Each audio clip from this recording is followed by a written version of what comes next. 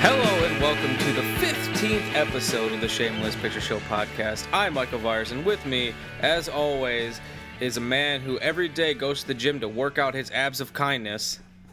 Nick Richards. Nailed it.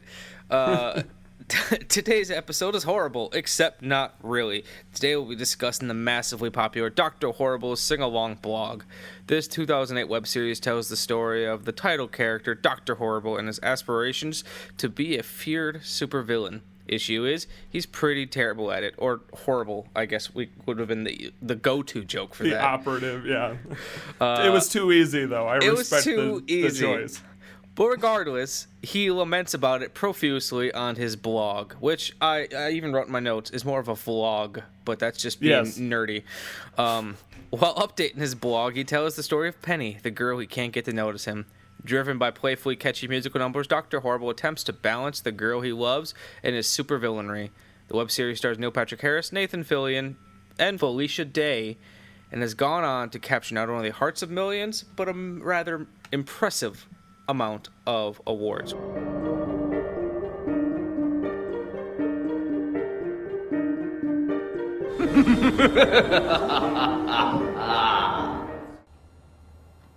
So that's, coming along. You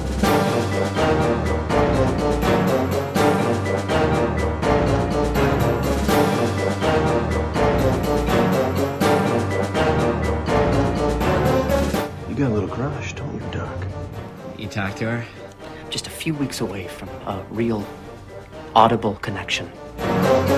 You always say in your blog that you will show her the way, show her you are a true villain.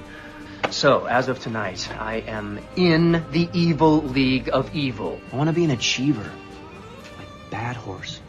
The thoroughbred of sin? I meant Gandhi.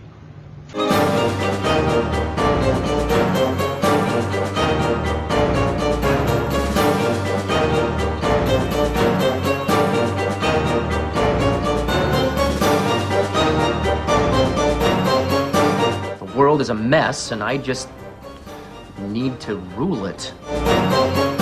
That's not a good sound. Billy? Yeah. You're driving this fork into your leg. So I am. Hilarious. Wow, that was a lot more difficult to get through this time for some reason. So, this... The tongue twister. Yeah. Felicia Day, I did not think was going to stumble me up as much as it did. To be fair, she makes me Twitter-pated also. Yeah, I feel like that is a commonality amongst a lot of my nerd friends, but I wouldn't say I don't get it because she's a rather attractive young woman. I never watched The Guild, and that's where everyone is. That's the reason I feel like so many people are obsessed with her. So I know her from this and the reboot of Mystery Science Theater. So yeah, I don't have the love that everyone else does yet.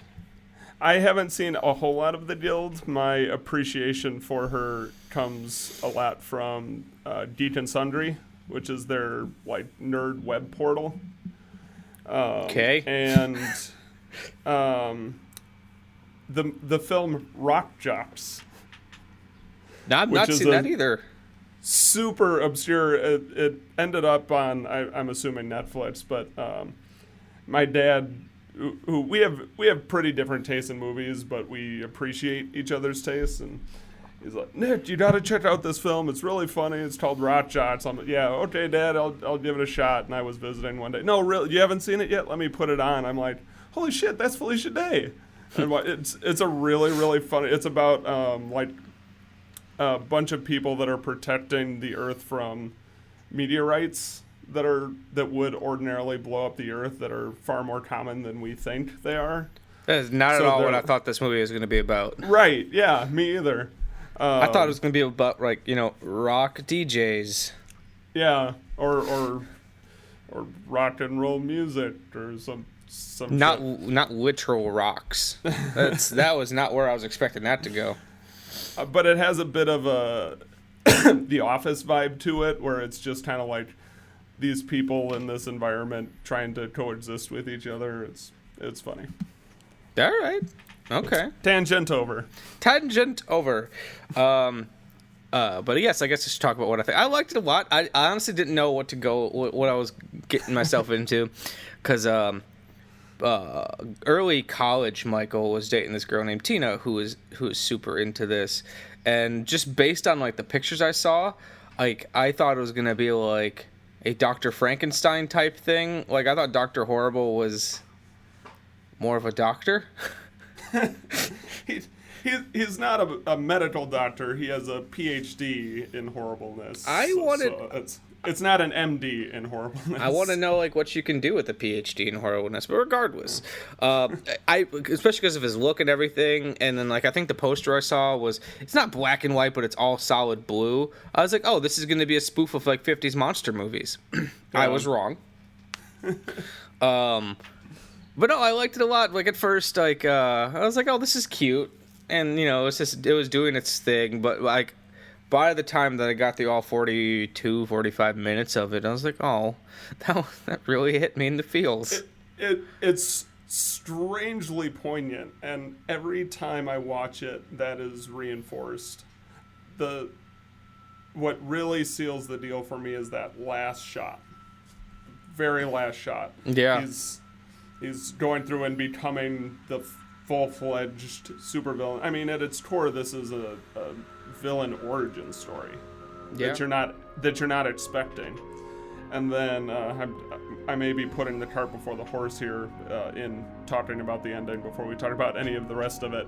But you know, he turns into the supervillain with the overly dramatic costuming and the evil league of evil, and he's singing the song about how, you know, now everything has come together and I am the villain that I've been trying to be the whole time, and the last word or two cuts back to him doing the video blog in his casual clothes, but it's like a dark hoodie versus the more normal casual that he has. And it's just, his eyes are devoid of feeling and life, and you can tell that there's so much humanity behind this supervillain. It's so great. Now the nightmare's real.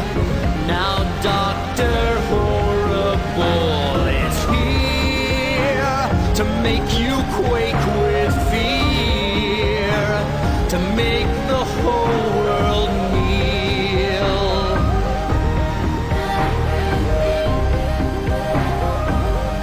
And I won't feel a thing.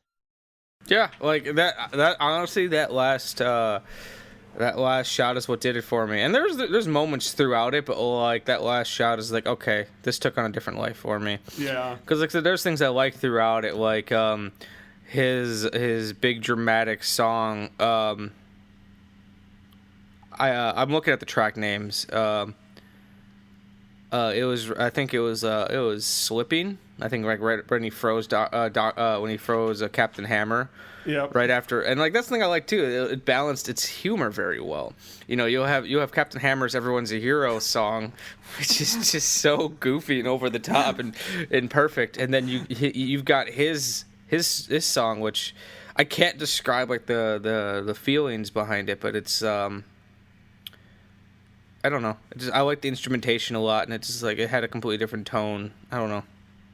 I'm having a hard time describing my feelings. Your reaction to it. Yeah. It also doesn't help that I've had no time to stew on it because I literally just watched it last night. I've seen it dozens and dozens of times, but I had it playing on my cell phone on my drive into work and dropping my son off at daycare this morning. Yeah, to refresh myself. While you stole one child, you dropped off the other. Right. Sorry, that was a reference that no one else got. Yeah. We can just cut that dumb joke out. No way. We gotta leave in our awkwardness. I have to say, like, I've had people tell me that some of their favorite things is the fact that we'll openly talk about things we're going to cut out, and we never do. Yeah. Why bother? Yeah. We're still committed to the idea of cutting it out. We like the idea of it, but then there's always that person in the back of your brain going, don't do that. It's always you. We're very committed to our non-committal. Yeah, exactly. If anything, we are consistent. Consistently inconsistent? No, we're consistently consistent with our inconsistent. No, too much. Dial it back. Anyways, for those of you at home, because I guess everyone would be at home or in your car or whatever. Anyways, this is actually take 2 of this episode because we've had some audio issues. But before we had to call it quits, Nick was asking me a question. Nick, what was that question? What? This is such a goofy episode. It's off to a rough start, but I feel momentum picking up. This isn't the first time we've talked about Joss Whedon. No. We did an episode on Buffy the Vampire Slayer, but we've also mentioned him several times, and it was a mention in last episode where we started talking about this film that prompted this episode. But I'm a big fan of Joss Whedon. I really like his writing style and his directing, and you can tell. I watched a behind the scenes of the making of Dr. Horrible, and you get that same vibe of how fun he is to work with and create things with. But what's your take on Whedon? Where are you in the Whedon-dom? I'm still trying to figure that one out, to be honest. Hold on, let me pull up his filmography real quick so I can give you an idea of how much I've seen, though. I'm gonna admit it's not much. I will say, and this has not anything to do with his work. This is more so, I guess, just... And this is not even fair to say because I don't know him, but it's just the personality he gives off in his interviews. I think sometimes he's kind of a dick. And, he might not be, because here's the thing about journalism. Everyone knows that, quotes are misquoted all the time or taken out of context, so he might not be. I just think sometimes he's a little down on his own stuff. And not even that, but, I don't know, I just feel like he's overly critical sometimes, and whatever. So maybe a dick's not the right thing to say. I just wish he'd be a little more optimistic sometimes. Because it seems like, the handful of things that he has liked, that he has done, has been, you could count it on one hand. Yeah. But anyways. And the few... I haven't seen a lot of interview stuff with him, but it's interesting to hear your reaction, because that's not my impression at all. From the few I've seen, it's been very optimistic and hey fellow nerds, you can do it too. I'm nobody special. You have all the same skills that I have. I will say though, I've not watched many interviews with him. I've only read them. So maybe that is what's peppering my opinion. And like I said, I don't want... There's a loss in translation. Yeah, so I don't want to make it seem like I dislike the guy, because he seems like he'd be a cool dude. I just, I guess it just rubbed me the wrong way when I was reading his comments about the Buffy movie, and it's because I do like the Buffy movie so much, and he does not. No, Joss, you're wrong about your own film. It's amazing. Buffy's great, Joss. Shut up. Nobody cares what you think, Joss. Except I'd probably get stoned if I went to a Comic-Con and said that. I also just realized how strange it is to say his first name without his last name. I know, Joss. It's like... Joss and Jed, his brother, who he writes a lot of stuff with. I saw that. I was like, his parents... And his dad's name is John. Ooh. His parents have a sense of humor. John, Jed, and Joss. Yeah, I'm hoping there's just one somewhere like Kiki Whedon. It just doesn't fit. Anyways, I'm looking at his writer credits, because I feel like most there's gonna be some back and forth. So apparently he wrote. I'll continue. Go ahead. No, because apparently he wrote episodes for Roseanne, which I didn't know. That's kind of cool. Nice. So I've seen Roseanne, but I'm not really gonna count that. I've seen Buffy the Vampire Slayer, the movie, which I love. Apparently he wrote Toy Story, which I also love. Huh. Maybe he was a writer on Alien Resurrection, haven't seen. Titan. He apparently wrote Titan AE, which I loved as a kid, but I don't remember if it's any good. He also came up with the story for Atlantis: The Lost Empire, which I'm not surprised by. I really enjoy that one. Me too. Plus, main character named Milo. It is. It is. Hey, Frankenstein. Here, I'm gonna bring the camera down so everyone at home could see my puppy Frankenstein. Frankenstein. Hi, Hey, Frankenstein. That's Frankenstein. Anyways, so far based on his writing credits, I'm sorry, what? We'll say that we're gonna cut that out, and then not. Yeah, probably not. Buffy the Vampire Slayer, which I'm still working my way through, but I haven't seen a lot of it. Here's the biggest one. I feel like this is why so many people love Joss Whedon. I've never seen Firefly. Oh, yes. And that's also, because I was going to say, and I also don't mean this in a bad way, I don't get everyone's obsession with Nathan Fillion, and it's probably because I haven't seen Firefly. Yeah. I've seen Nathan Fillion in things, and he's just never as great as I'm hoping he's going to be. Yeah. Like, if you're rating him based on Castle, like, not my favorite. I've never seen Castle either. I'm going off of, like, Captain Hammer, a couple of his cameos. Captain Hammer is amazing. Captain Hammer, it's so Nathan Fillion. Oh, goodness, look at my wrist. I gotta go. But what about your clothes? I don't love these. See ya. Oh, pardon. Billy, this is Captain Hammer. Oh, Billy, the laundry buddy. Well, it is very nice to meet you. We're meeting now for the first time. You look horribly familiar. One of those faces, I guess. Have I seen you at the gym? At the gym. I don't go to the gym. I'm just naturally like this. Oh, well. Okay, Have we had this conversation in our last take of this, too. Is it Fillin or Fillion? I don't know. I'm saying the I. I'm saying Fillion. I always said Fillion before, but... Nathan, if you're listening, if you could just call us up and pronounce your last name for us, that would be great. Yeah, the lines are open. So I've never seen Firefly. I've never seen Serenity. Serenity is the movie follow-up. I've never seen Dollhouse. Let's see. I've never seen Angel. Apparently, he directed 2 episodes of The Office. That's cool. I've seen The Avengers, which, it's a Marvel movie. Right. It definitely had his voice on it, which is cool. But I've seen Cabin in the Woods, which he wrote, and it's definitely got his fingers all over it, because he's best friends with Drew Goddard.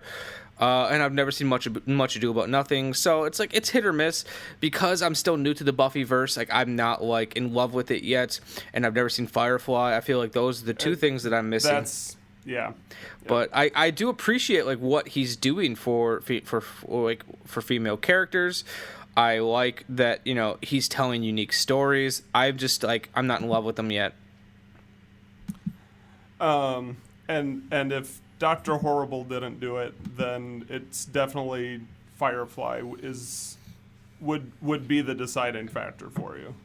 Yeah, I feel it. If Firefly doesn't do it, then nothing's gonna. And do it. Firefly is only a couple episodes, because it only got one season, one full season. And I think that's all on Netflix, so I could knock that out at some point. I don't know why. I've got to look up the name of the show real quick, because it reminded me of a space show I used to watch as a kid, and in my brain I thought it was going to be the same thing, so I never watched it. Whenever I saw anything for Firefly, it was only screenshots, and honestly, it always looked really cheap looking. It might not have been. It might have just been. Screenshots can be very deceiving, especially if characters standing in front of a set. It's you know what I mean. In my mind, it reminded me of a TV show I watched as a kid called Space Cases.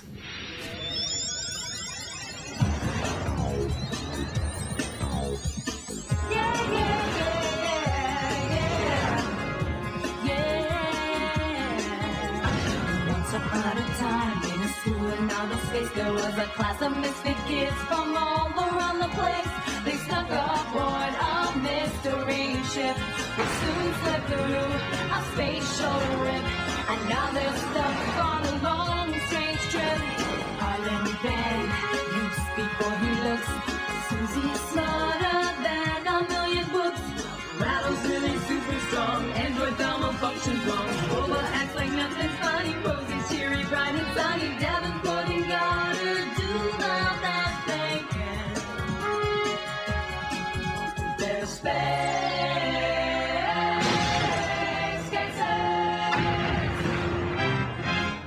Never heard of it. It was a Nickelodeon show shot in Canada, and I just assumed it was a cheap show like that, so I never watched it. But now that I'm hearing, I know so many people who are huge fans of it, so it's definitely a show I want to watch. It just, I guess, I never got around to it. It's half traditional space show, half Western. I've heard that, and I'm curious how that plays into it.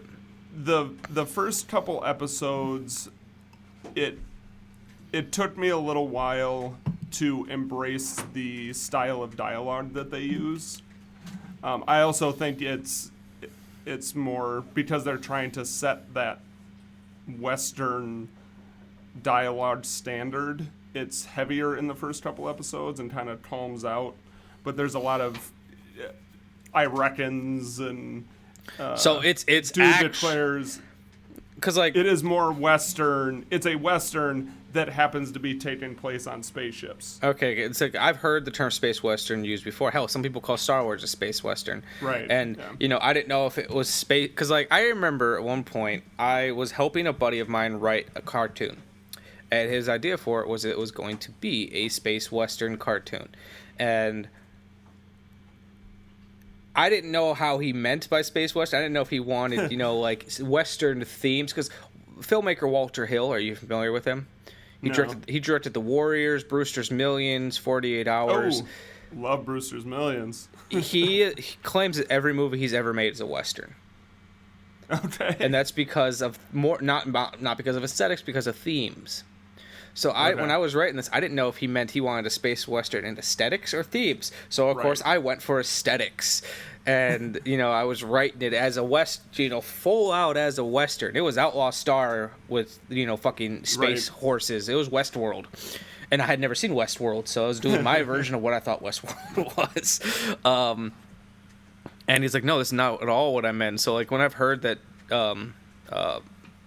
what is it called? Firefly was a space Western. I wasn't sure if it was like aesthetically or no, very much so. I think it's the second episode, might be the third, where it's like a cattle drive in a sense. They load up their spaceship with a bunch of cows and fly them over somewhere to be delivered. Are they cows or are they space cows? Regular cows, but now in space. Probably against their will. Cows. But there's a couple of people who are going to buy them, and then they want to shortchange them, and then there's a pistol fight because the deal went south, and it very much aesthetically a Western.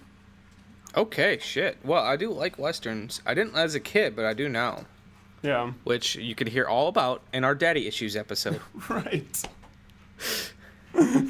Gotta plug our own shit. Anyways, I guess we should get back to Dr. Horrible. Yes. Our Joss Whedon discussion is over. So I guess let me just wrap all that up in saying, I'm not intending to be so hard on Joss Whedon, because the thing is, like, I want to love him. I just don't yet. And he said some negative things about a movie I love. Granted, that he made, and he's got every right to say that. He has no right. He shit talk Kiefer Sutherland's dad, which I cannot think of his name at the moment. Something Sutherland. Yes. Merrick. And he also had a great role in Beer Fest as like the head of the family that ends up dying and I forgot about that. Bequeathing the beer recipe to the kids. Yep. Through the weird puppet. Yep. But this has nothing to do with Dr. Horrible. No, nothing. But anyways, my opinions, Dr. Horrible, a little bit. We're gonna expound upon them as we go. But give me a little bit of your history of Dr. Horrible, Nick, because I'm curious. Were you ever a supervillain in training? Still am. Always have been. Always will be. I don't think I'll ever pull off the level of supervillainry that Dr. Horrible does, and it's because I haven't had the level of tragedy that he has.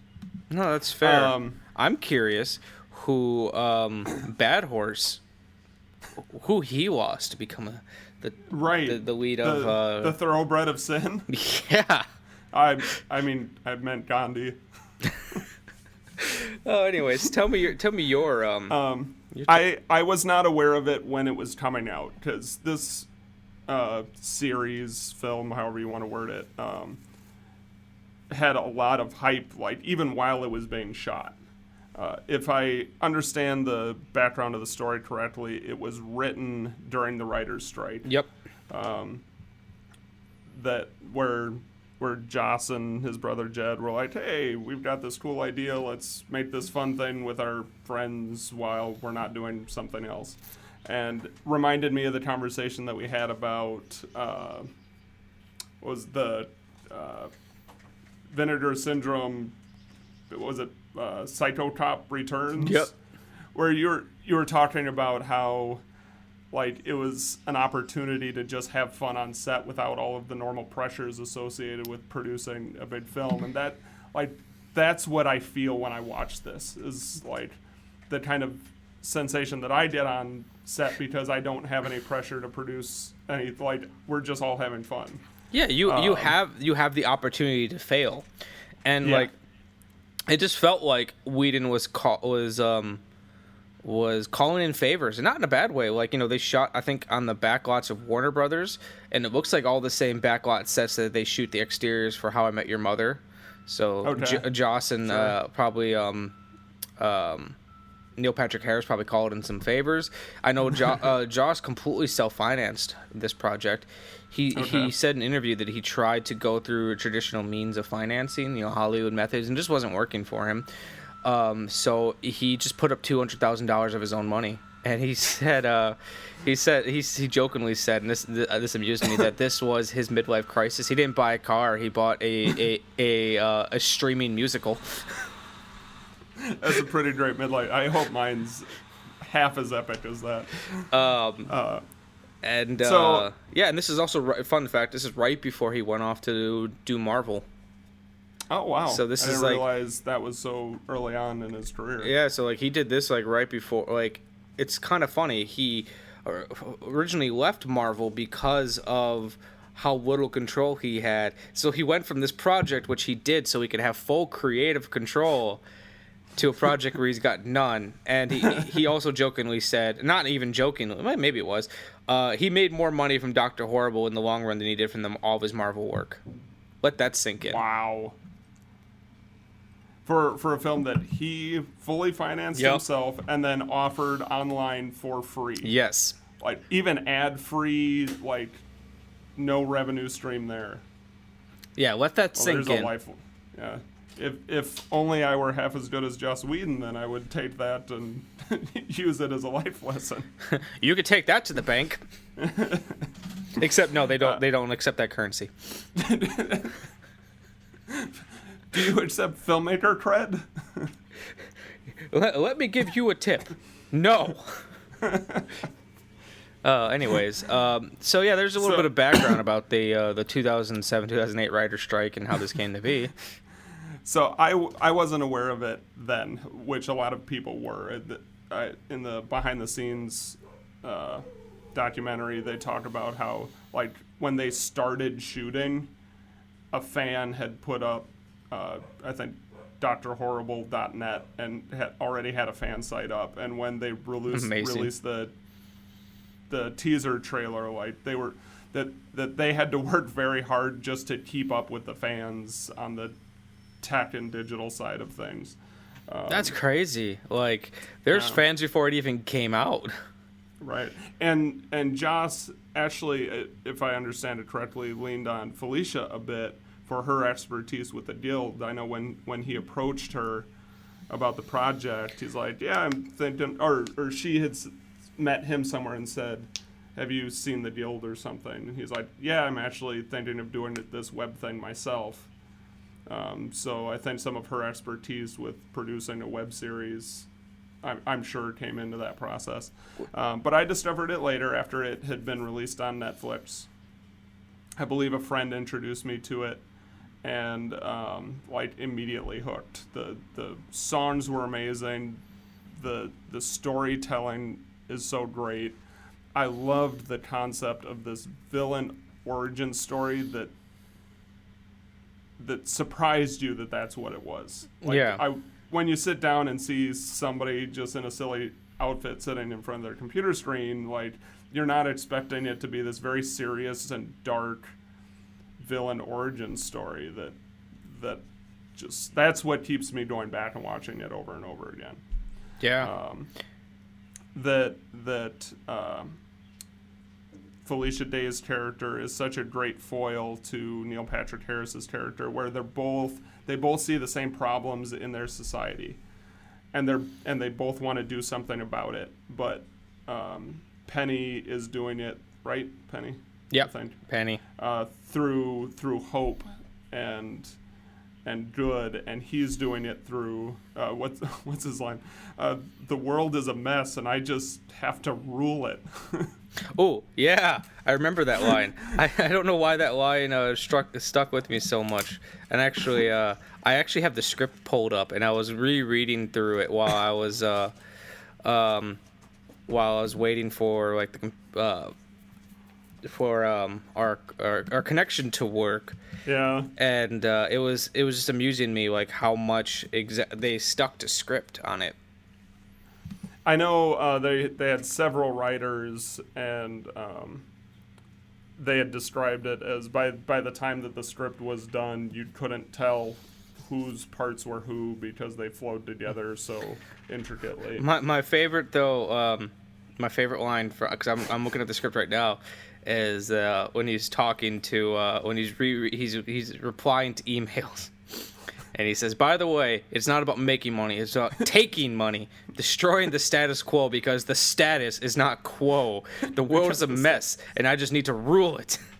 And that's always stuck with me. It says he's holding up the bag of liquefied gold bars. Captain Hammer, corporate tool. So I watched it then, immediately fell in love with it, bought the DVD. So I always saw it as more of a movie versus, a short feature film rather than a web series. Yeah.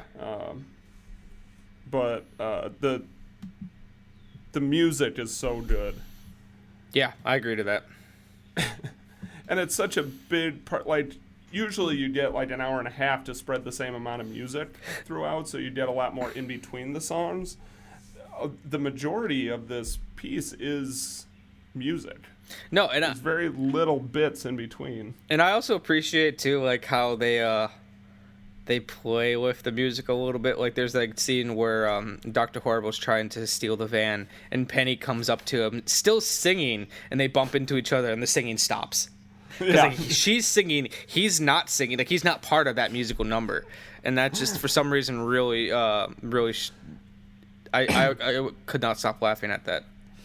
Or all the Bad Horse songs where the three cowboys, one of which might be one of the Whedons. I wouldn't be surprised. Might be Jed. Where they come in with their big comedic mustaches and hats, and like they're galloping as they sing. Which I'll continue. Immediately pop out of screen when the song's done, as if they were never there. I was gonna say, like, my first note for this is what this reminds me of, because I always like to come up with like, it's this meets this. Yeah. This is the Venture Brothers meets Cannibal the Musical. Nice. I was hoping you were going with Blazing Saddles, but I was not disappointed with Cannibal the Musical. I'm glad that you've seen Cannibal the Musical. Oh yeah. Because like as soon as like they popped out of screen, I was like, oh shit, those are the fur traders from Cannibal the Musical. Not as good as Orgasmo, but still a very good film. Yes, exactly. Jesus and I love you, Michael. So yeah, that's like, especially with the evil guild, it's like, oh, that's totally Venture Brothers esque. Yeah, absolutely. And then especially at the end, because David Bowie's there. Right. Which and Poison Ivy. I need to point out, like, I was looking at the list of who the names for those supervillains, and they've all got names. They all are named. Yes. It's Tie Dye, Snake Bite, Professor Normal, Dead Bowie, Fake Thomas Jefferson, Fury Leica, and Bad Horse. My favorite is Fake Thomas Jefferson. Yeah, totally. And then there's Dr. Horrible's buddy, who's either a roommate or a neighbor. I couldn't tell Moist. whose superpower is moist. Yeah. Just, at most, I made people want to take a shower. Yeah. Or at my most badass. So yeah, the Dr. Horrible was like, I'm actually surprised. So there was something I knew about. I was dating a girl who was really into it, and I honestly just thought it was like a cult type. It was a cult thing that like it had its fans, but I just didn't think it made the impression it did. And I'm looking at its awards, and like Time Magazine named it number 15 in Time's top 50 inventions of 2008. And That's amazing. I think someone else said it's like the best thing to come out of the writer's strike. Yeah. But no, it's won it's won Hugo Awards. It's won People's Choice Awards. Something called the Streamy, which just I think it says steamy every time I look at it. Creative Arts Emmy Awards. Like, it's done way more than I would have thought it did. It's one of the as a filmmaker, once you figure out how the sausage gets made, it's hard to see films the same way. Like, you're always looking at camera angle and edits and performance and direction, and you never really get back that innocence that you watched films at before you become a filmmaker. Yeah, I agree to that. You can't sit back and filter out all of that knowledge you have of the process. No, like even if a movie works for me, like I've got a pretty good suspension of disbelief where I can watch something and be like, okay, I'm in this world. I'm not constantly thinking of it as, just like, oh, that's where they move the camera. But yeah. there are definitely times where I was like, oh, me and Amanda watched Clerks she's never seen Clerks, and we watched it, and I was like, oh, and I was completely in it, and I was like, oh, they broke the 180 rule right there. Right. Yeah. But every once in a while you come across a film that at least gets close to that. And I think for me it comes down to how much fun, but somehow the fun that they have on set translates across the screen somehow. And this was an example of that. The other film, not so much in fun, but ones that got close to getting back to that pure innocent viewing scenario, which I've talked about many times, is The Prestige. Mm-hmm. Where with Dr. Horrible St. Alarm Blog, after I watched it, I thought to myself, I have to go make a movie like right now. Yeah. Because that is so much fun. Yeah. For me, what strangely, because like you said, like once you know how the sausage made, it changes things. For me, the movies that still leave me baffled to an extent, and it's really dumb, but are big blockbuster CGI films. Sure. Because here's the thing, if I'm watching, say, something like Dr. Horrible or Clerks, I know how it's done. I can pixelize it. That's not even a word. I can picture it. I can figure it out, and I can even be like, oh, if I wanted to, I could totally do this myself. Right. Yeah. However, with like a big, say, like for example, the first Avengers film, yeah, it is broke. It's a bunch of camera angles and whatnot. But like once you get down to like choreographing giant monsters and CGI scenes and pre-visualizing, it's like my brain just turns off and it's like, I don't know how this is done. It's just computers, man. Right. So it's like those are the easiest movies for me to like. Those are the ones I seem to be the easiest on because I can't critique them from a filmmaking method because I'm still like flabbergasted about how they're done. Yeah. So like I'll go see a big budget, say Marvel movie, and I'll be like, it was a movie. I didn't hate it, nor did I like fall in love with it. It's like it is, and like I can suspend my disbelief so much easier something like that than I can if like Clerks. Sure.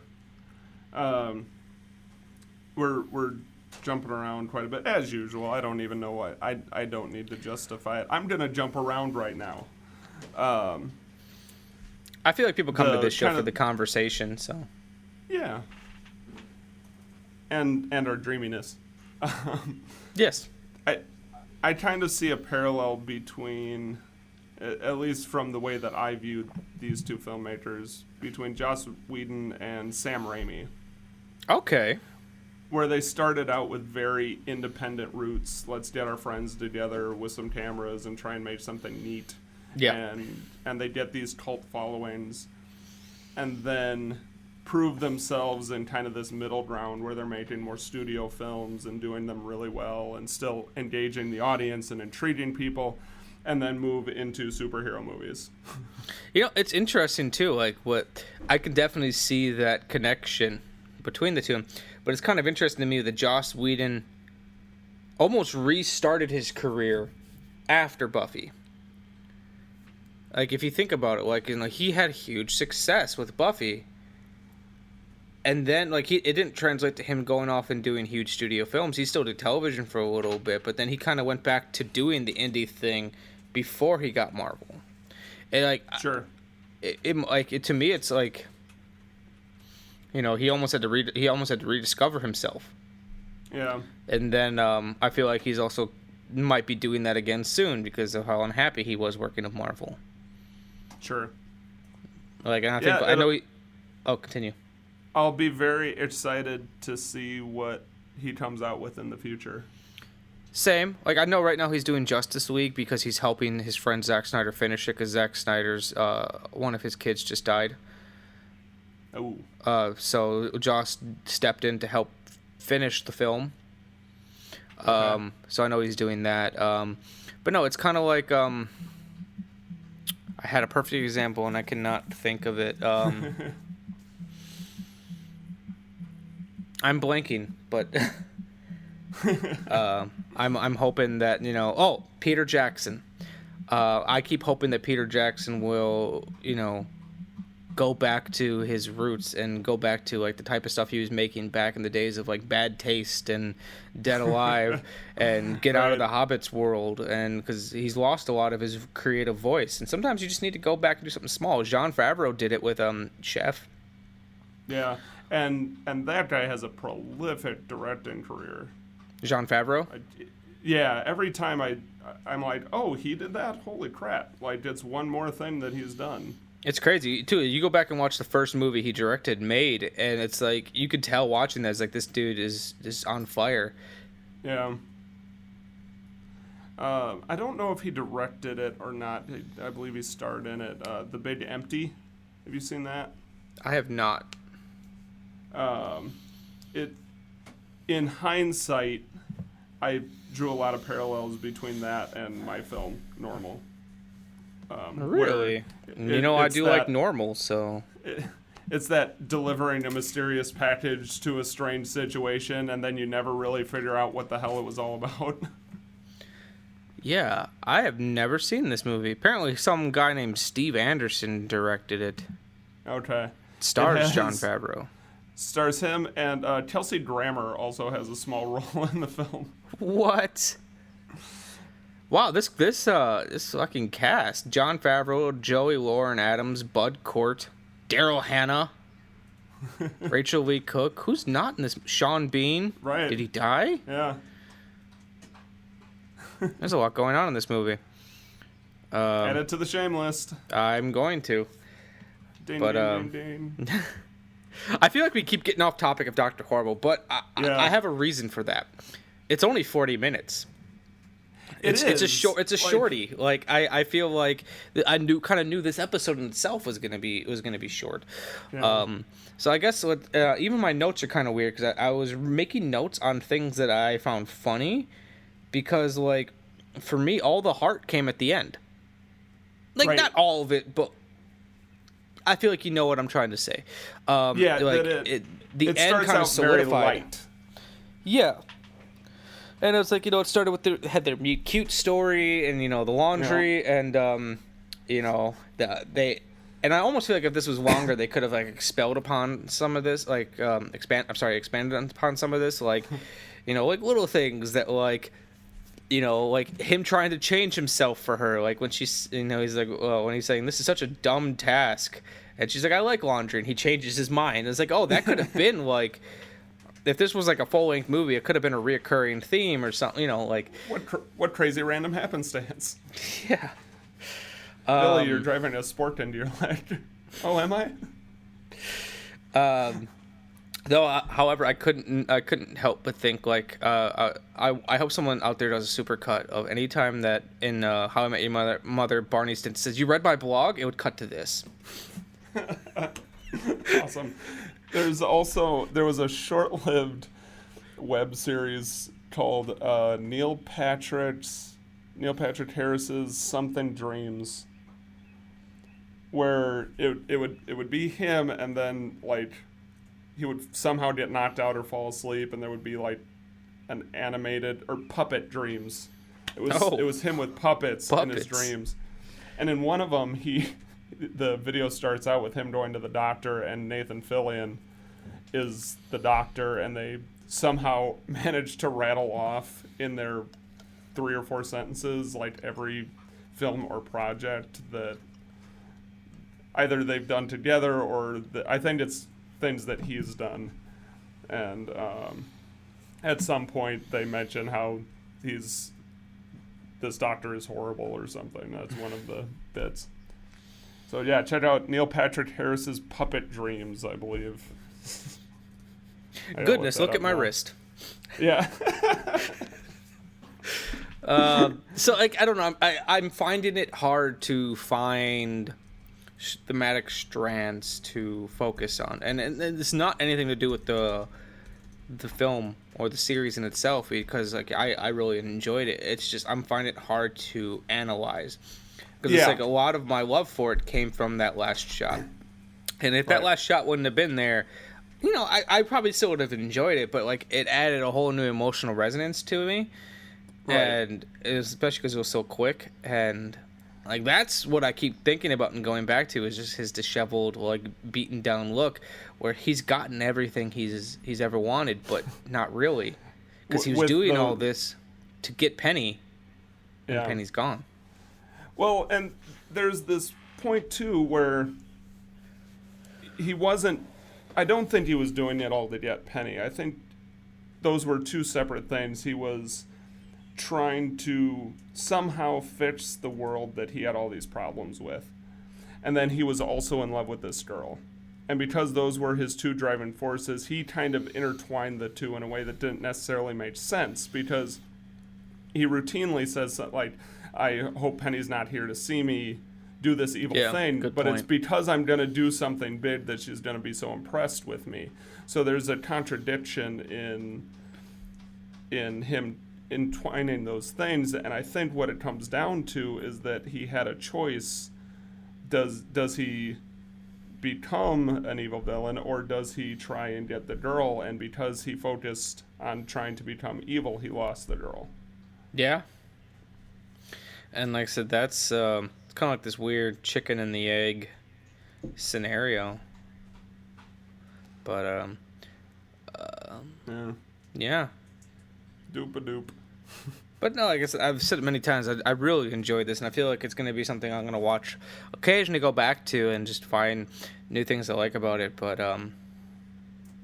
I guess I wanted more from it, and not necessarily like a sequel or anything. I just like I'd watch a scene and and it's a web series, so you know you're only gonna get what it's broken into 3 acts. But it's like I just kept hoping, it's like, oh, I'd like a little bit more here, a little bit more there. Yeah, and that's I think the hallmark of a good story too. There's certainly the risk that had they released it as an hour-and-a-half long piece, that it wouldn't have been as impactful and as, you know, because like, as good. I honestly went in not knowing how I was gonna feel about it, and not because I didn't think I was gonna like it. It just like I thought it was gonna be a lot. I honestly thought it was gonna be a lot dumber than it actually was. And it has that kind of silly lightness to it that, you know, if just the title alone says don't take this too seriously. And there's a horse. There's a fucking horse. This is Gone with the Wind, man. I was not expecting Bad Horse to be a actual horse. He is the grandchild of the horses from Gone with the Wind. Oh my God! That's why Bad Horse is bad. Because his ancestor got whipped to death. Oh my god, origin story. Bum, bum, bum. Here's our new content. Season 2.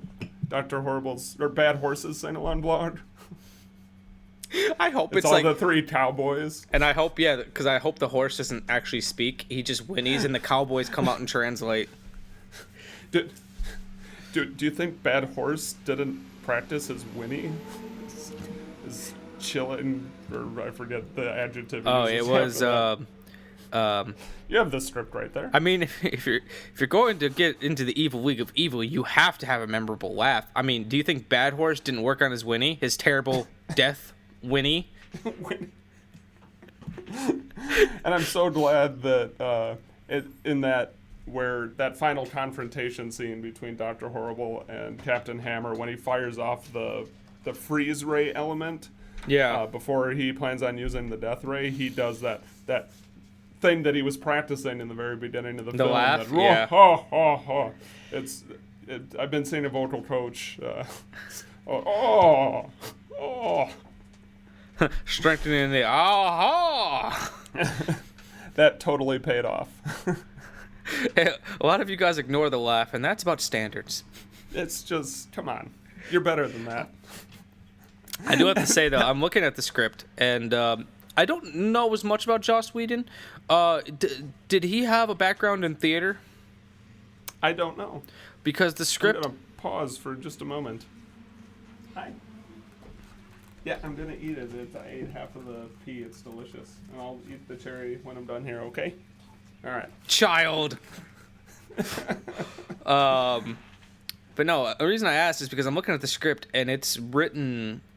Not like it's written in a 3-act structure like a play, and it will have the location laundromat underlined, and then just have the character in the dialogues or the song. Sure, that the script was structured more as a musical than a film. Yeah, like there's no description whatsoever about what the characters are doing or anything, and like it's not, how in a script usually the character names are in the middle of the script, and this one's all the way to it's laid out exactly like a stage play. Okay. So interesting. This is the most you'll get. Dr. Horrible sits with blank expression. That's it. And I'm purely speculating here, but that could have been the influence of either Jed or Marissa also. Marissa did a lot of the writing. She was one of the 3 Captain Hammer fans. I love the Captain Hammer fans.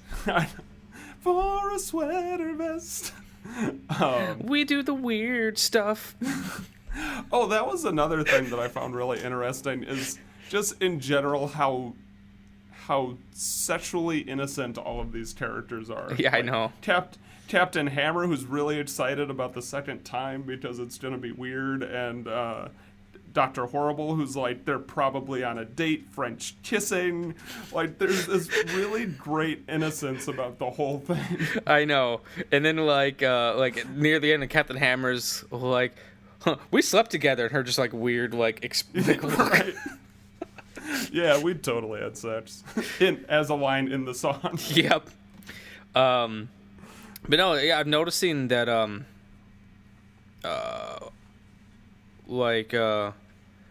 I'm wondering also because, because he wrote it with his brother Zach, who's a television writer, and Jed, who's a composer. So, I wonder if, this was just easier for them to picture. Yeah, it certainly makes sense for, what the content is. But it's an interesting choice. Yeah.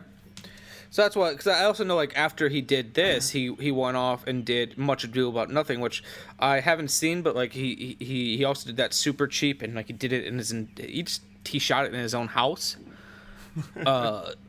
And since that's also a play, I'm just curious if there was, some connection that I'm not... Sure. I'm not connecting. So.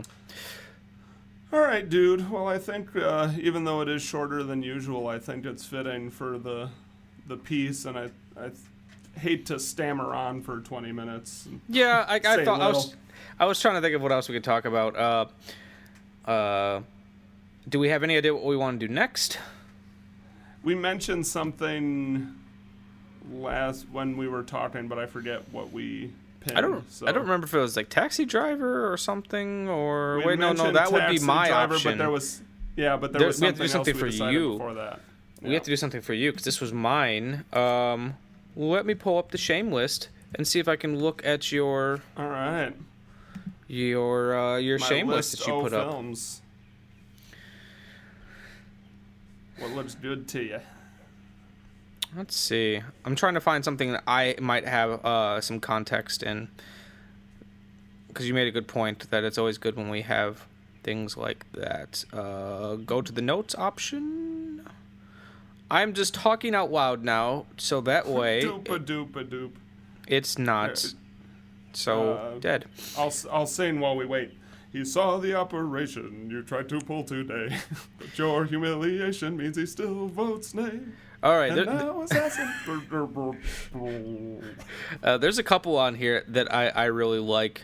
So I'm just gonna read off a couple of them, and then you can pick. Okay. Whatever Happened to Baby Jane would be a good one. Planet of the Apes would also be a good one. Heathers, which is one of my all-time favorite movies. Rocky, Bonnie and Clyde. Labyrinth is always good. Mad Max. I think we'll go Heathers. Heathers. We've mentioned that one several times. It's time. It's time. It's time. It's one of my favorite movies. And hopefully this won't become our next Buffy the Vampire Slayer, where we will actually record it as our next episode. Hopefully. I guess before we wrap up, I am thinking about occasionally doing it's not even really a segment, just occasionally on this show when I rewatch something I haven't seen in a while, and just kind of like talking about reflections and since I've seen it. So whenever I get back around to watching more Buffy, or if I watch more Star Trek, that way I can kind of check in and be like, this is where I'm at now, but it's not exclusive. Continue. I want to do that with Twin Peaks, especially with the new stuff coming out. I'm just gonna say this because it's no spoilers. If you like the weirder aspects of Twin Peaks, this is like pure heroin David Lynch Twin Peaks. The new season. I'm loving it, but I've got friends who can't stand it. But regardless, and it's not exclusively things that we've talked about on the show. Just anything that you have revisited. Like Amanda, my wife, has had a very interesting relationship with the films of Kevin Smith because she's seen them in a very weird order. She saw Zack and Miri when she was living on her own, and she loved it, not really even really knowing who Kevin Smith was. I think that might have been her first movie with him, and then I took her to the theater to see Tusk and Yoga Hosers, which is his newest stuff, which is pure unadulterated pothead Kevin Smith, which I still love, but they're just really weird films. And then somewhere in there, I showed her Chasing Amy, and I think Dogma. So it's and then like Mallrats. We're watching them in a very weird order. Yeah. So I thought, well, you've never seen Clerks, and we had some time yesterday morning. Go back to the beginning. We watched Clerks, and I realized on this viewing, because it's been a couple years since I've seen it, this movie meant more to me when I was in high school than it does now. And I don't mean on an inspirational, but I still watch Clerks and being like, yeah, this is definitely one of the things that inspired me to go out and make a movie, and it still has that quality. But God, when you are siding more with Randall Graves as being the voice of reason in this film, there's a problem.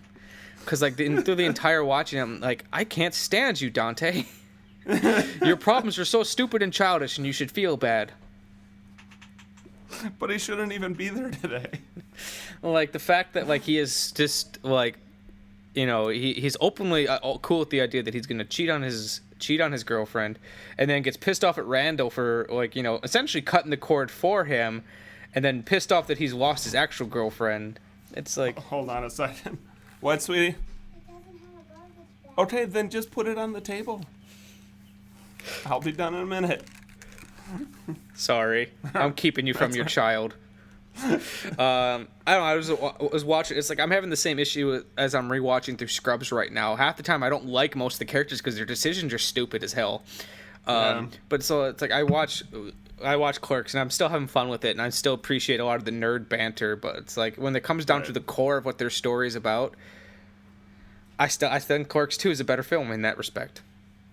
I talked about that a little bit with in my solo episode about how like there became this point where and I said it with regards to Boy Meets World and The Simpsons, where all of a sudden I started like associating with the parents of the shows rather than the kids of the shows, and like, whoa, okay, that was weird. Yeah, it's kind of crazy, like, and especially because like I never viewed these characters as being like early 20s because they always looked so old to me. Right. But now it's like I feel like it's weird to think that I am older now than those characters are in the movie.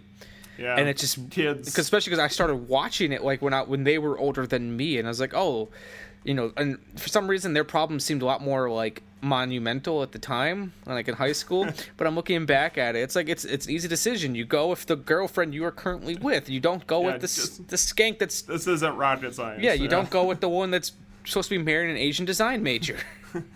Make better life decisions. So it's I just wanted to touch on Clerks and how it's strange that it's both like I watch it and I'm equally as inspired and annoyed at the same time. Right. Yeah.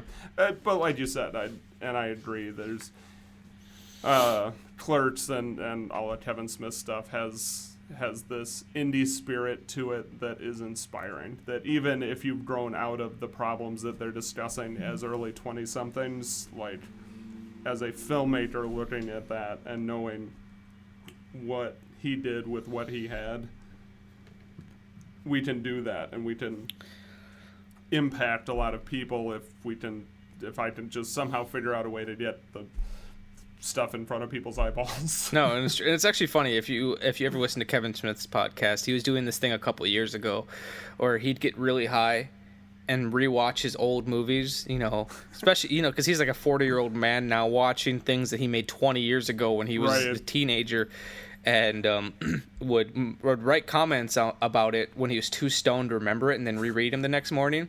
And he was like, he was watching Mallrats, and he's like, I really hate the character of T.S. Quint. This would be so much better if a big dragon would just fly through the sky. It would distract you from his annoying voice and his bad problems. So I just like that he's re-reviewing his own stuff.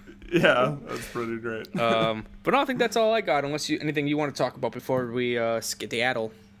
No, I don't think so, man.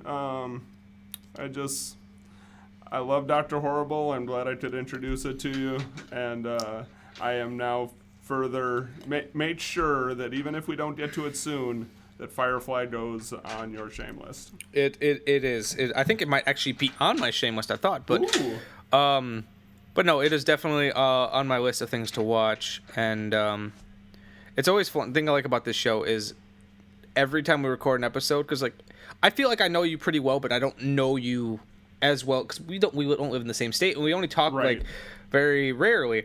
But the reason we know each other through our art and our creative opinions. Yeah, the thing I like about doing this show is I like doing this show with someone I don't know very well, because then it gives me a chance to discover someone's taste. Like if I were to do this to say like my best friend or something, it'd be a little different because I know them super well, and I feel like we would start catering.